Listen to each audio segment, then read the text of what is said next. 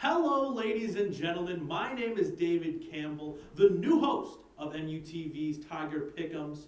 Now, for all you hardcore Tiger Pick'em fans out there, I know what you're thinking. Isn't it just a fall show? And usually, you would be right, but this year, all of us at MUTV had decided to bring it back for the spring, talk some college basketball, and it has been an amazing year for college basketball. A lot of crazy storylines all across the nation, and even right here at Mizzou. Now, I am honored to bring in former host and MUTV legend, Lucas Parrish, as my very first guest. Lucas, how are you doing today? I'm great. I don't know if I'd say MUTV legend, David, but it's been a good run. Glad to see you taking over the show. I'm excited for what you do with it. Thank you. Well, Lucas, I'm really glad you're here, and I'm really glad you are all here. Without further ado, let's roll that intro.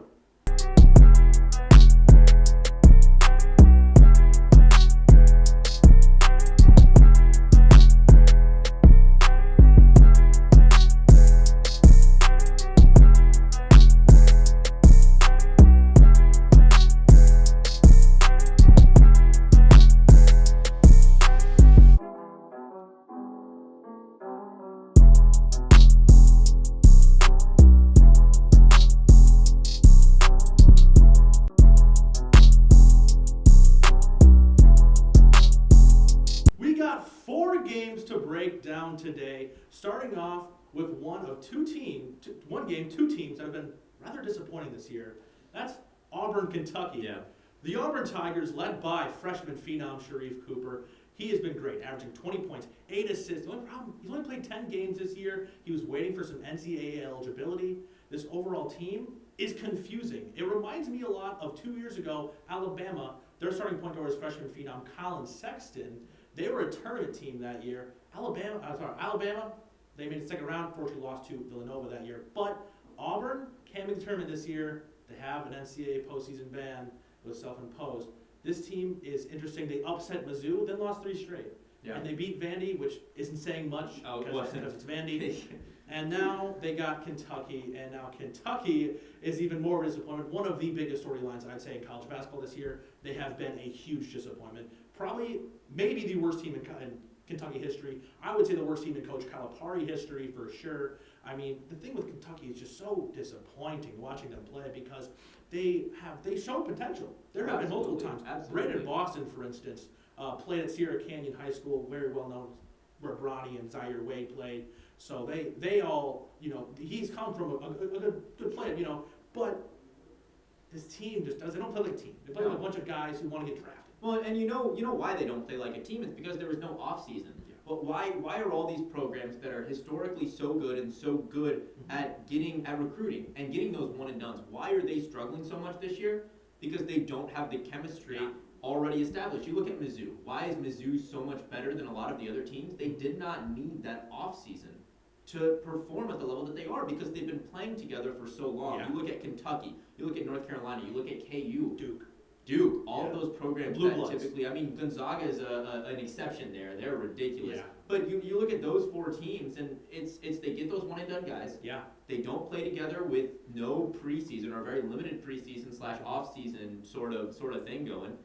Then they're bad. It's very bad. And the thing, they started 3-0 in SEC play, and everyone thought, okay, this is it. This is Kentucky being Kentucky, and they've just gone downhill. Came to Mizzou, lost. They got embarrassed by Alabama, just run out of the gym completely. And now they got to go up against Auburn. Now, however, their offense at times has been really good. It's been the defense really struggling, allowing over 75 points a game. I got a high-scoring back-and-forth game in this one that I believe Kentucky will actually pull out. I think they're going to get the job done. Got a first-round pick, Brandon Boston and Sharif Cooper. I think Kentucky probably like 70 to 65 in this. David, I gotta disagree with you. That's not a surprise. With what Sharif Cooper's been doing since he's been back, he's been ridiculous. He's 5'11" and is going to be a lottery pick almost entirely. That's how special of a player Sharif Cooper is. And just how he sees the floor. Brandon Boston just has not been what he hasn't been as good as he was expected to be. Has he been good? Sure. Of course, I don't think it was a question, is he going to be good? But he hasn't been what he was expected to be. Sharif Cooper, on the other hand, has been just as good through 10 games, if not blown expectations out of the water. I just don't. I think Auburn is really gonna pull this one out. I don't even think it's gonna be that close. I've got it being 77 to 62. Auburn. Interesting. Okay. Yep. on to Tennessee LSU. Absolutely. So number 16 Tennessee takes on an unranked LSU team. Number 16 Tennessee is actually who I think is the best team in the SEC. Really? I think they're better than Alabama. I think they're better than Mizzou. I mean, you look at the net rankings and they agree with that statement. Yeah.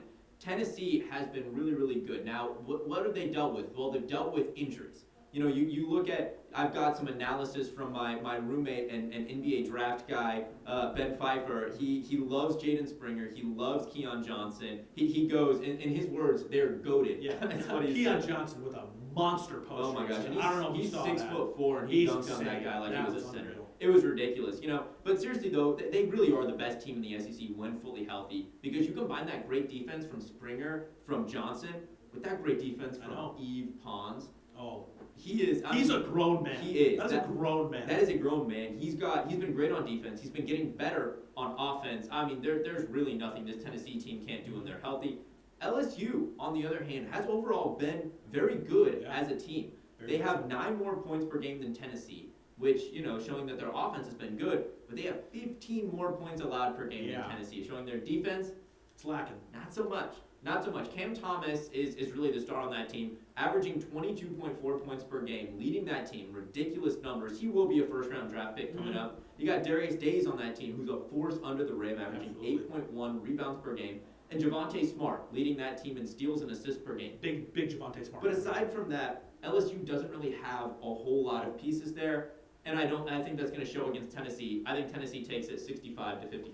I think Tennessee's really good. Now, when I call them the best team in the SEC, I wouldn't. Over who? Who's better? I think Mizzou is better. I think they proved that. No way, they did not. I think Alabama's Tennessee better. was healthy. And I think there's an argument that Florida's better. No, when Tennessee was healthy, they killed Mizzou. When they were hurt, Mizzou beat them. I think Mizzou will make it farther around the tournament than Tennessee does. I would bet a lot of money against that. And we might have to talk about that after the show. I still have Tennessee in this one, though. LSU, I like. They could be a sneaky team to maybe sneak into the tournament. Yeah.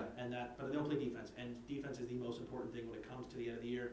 I got Tennessee in this one, probably around 10 as well. I'm going to go 70-60, just base numbers there. Moving on, game number 3, venturing outside the SEC here. Michigan, the consensus 3rd best team in the nation. I think most people would agree with that. Against Big Ten rival Wisconsin. Now, these two teams met earlier in the year, and Michigan played their best game. They destroyed Not Wisconsin. even a little bit. I watched that game. I mean, I turned it off after the first half. Micah Potter did nothing. No. Nobody did No one anything did for that anything. Wisconsin team. Wisconsin looked completely lost, and they've looked lost at some points this year. Let's talk about Michigan first. Like I said, 3rd best team in the nation. You got Gonzaga and Baylor 1-2. I think that's easy. And then 3rd is, I would say, Michigan. And there's one thing that's stopping them from making a deep run in the tournament is one thing, that's COVID. They had some COVID issues. Yeah. They haven't played 3 straight games. It's been a long time, and they could be a little rusty because of that. Yeah, However, it could be a blessing in disguise. You know, a team like, I love to bring up the Minnesota Golden Gophers. They've played 3 games this week. They're currently playing tonight. They're going to play 3 games this week. Michigan has 3 games off. That's huge. Like a break like that, mid-season, could get a lot of rest up for your players, you know. However, me can show some rust to start the game, because when you don't play, just practice. They just got back to practice this week. That can be a problem. Hunter Dickinson is the freshman center for them. I mean, Big Ten has an unreal amount of great bigs, and he'll put up the numbers. You know, 15 points per game, leading in field goal percentage. He's very efficient. But there's one thing about this team that I mentioned a little earlier, and this is why they're going to make a deep run of the big dance. That's defense. That's why Gonzaga plays defense, Baylor plays defense, Michigan plays defense, and that's why they will all be Final Four teams. And that's what it comes down to the tournament. Let's move on to Wisconsin. You know, looking to avenge that earlier loss to Michigan, it was absolutely embarrassing, like I mentioned. You know, their best win is over Rutgers. They're still looking for a big win. Yeah. And this would be, I mean, this is as close as it gets to a must-win game for the Badgers. If they don't win it, I think they drop out of the, even though they're playing against the number 3 team. I was gonna say. If they don't, I mean, KU lost to West Virginia, dropped out of the top 25.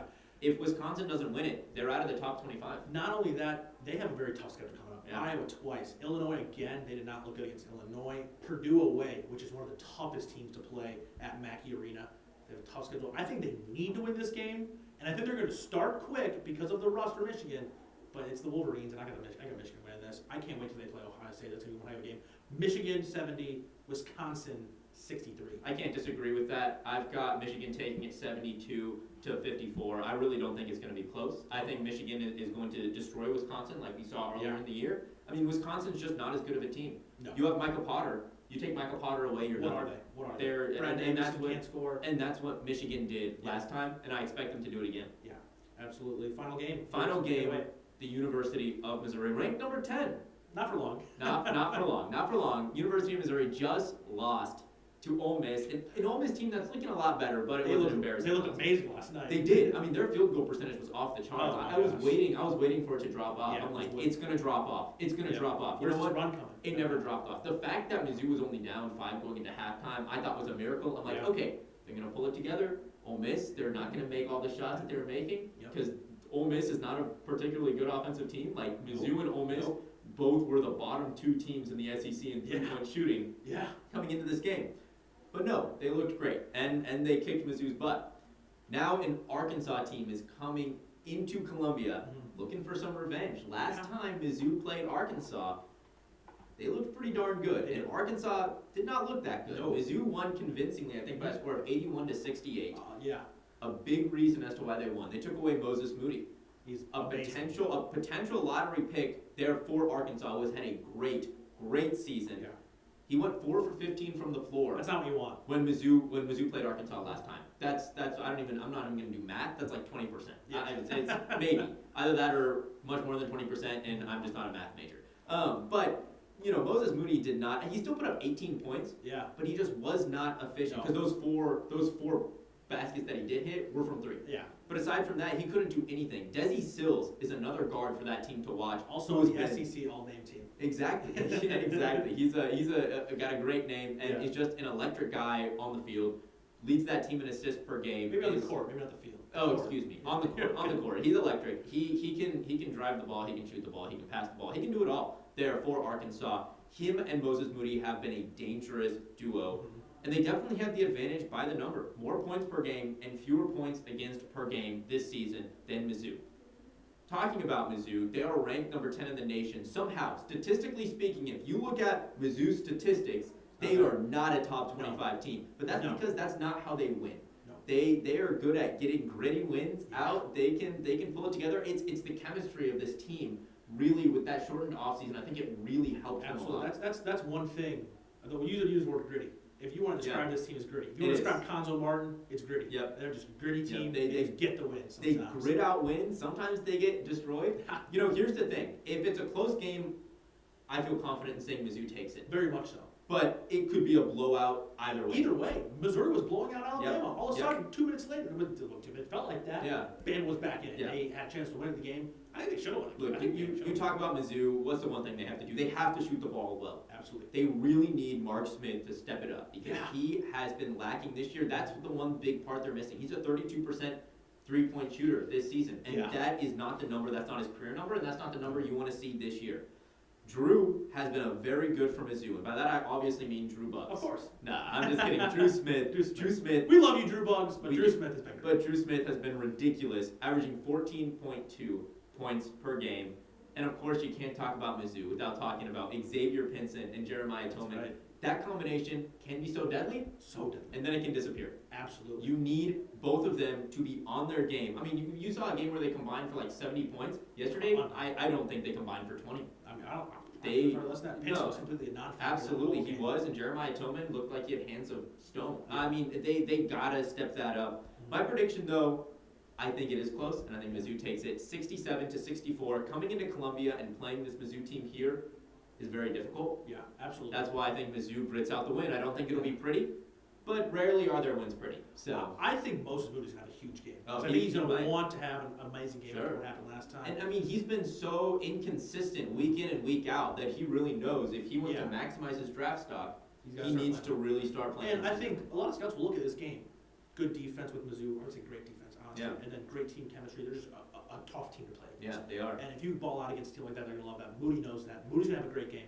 I also have Mizzou, probably like 75, 66, somewhere in that range. Somewhere in that I think Mizzou is a really good team. There have been a lot of haters on Mizzou, not just at the University of Missouri and also away, because they think they can't shoot well. Their offense game lacks. They have no draft picks on this team. But they do one thing, and I'll say it one more time: they play defense. They play defense. And when that can make a deep run to the tourney. And I do like Mizzou this game, and I like Mizzou this year too. Yeah.